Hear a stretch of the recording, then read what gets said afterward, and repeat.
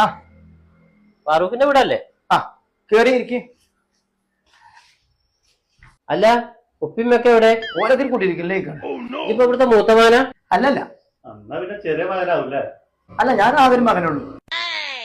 വാക്കുമ്മാക്കൊക്കെ ഒട്ടു പ്രായമുണ്ടോ? ഷുഗറോ പ്രഷറോ അല്ലോർക്ക്? രണ്ടാൾക്കും ഷുഗറാ. അല്ല വാഷിംഗ് മെഷീനൊക്കെ അല്ലേ? ഓട്ടോമാറ്റിക് ആക്കാറല്ലേ? ഇവിടെ എല്ലാതും ഓട്ടോമാറ്റിക് ആണ്. ഈ അമ്മ സുബൈക്ക് നീറ്റ് കഴിഞ്ഞാല് ഓട്ടോമാറ്റിക് ആയിട്ട് എല്ലാം പണിയെടുക്കണം. അങ്ങനത്തെ ഒരു മെഷീൻ ഇതുവരെ ഇറങ്ങിയിട്ടില്ല. അല്ല നിങ്ങൾ പോകുന്ന സെൻസസ് എടുക്കാൻ വന്നേ? ഞങ്ങൾ താഴെക്കോട്ടുന്ന. കഴിഞ്ഞ ആഴ്ച ഒരു കുട്ടീനെ വന്ന് കണ്ടിരുന്നില്ലേ? ആ കുട്ടീന്റെ വാപ്പിയും അമ്മാവനും ആണോ? ഓൾക്ക് കുറച്ച് ഡിമാൻഡുകളുണ്ട്.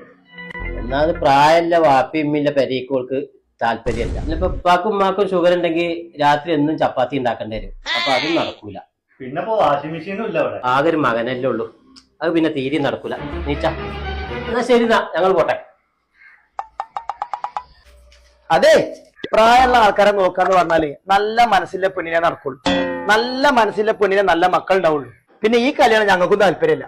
ഞങ്ങളെ തറവാട് എവിടെ കിടക്കണം, ഇന്ന തറവാട് എവിടെ കിടക്കണം. ഞങ്ങളെ തറവാട് എന്നൊക്കെ പറഞ്ഞാലേ പണ്ട് യുദ്ധത്തിൽ പങ്കെടുത്ത തറവാടാ. എന്റെ വല്യപ്പ ഇന്ന ചെറുപ്പത്തിൽ എടുത്തിട്ടാണ് യുദ്ധത്തിന് പോയിരുന്നത്.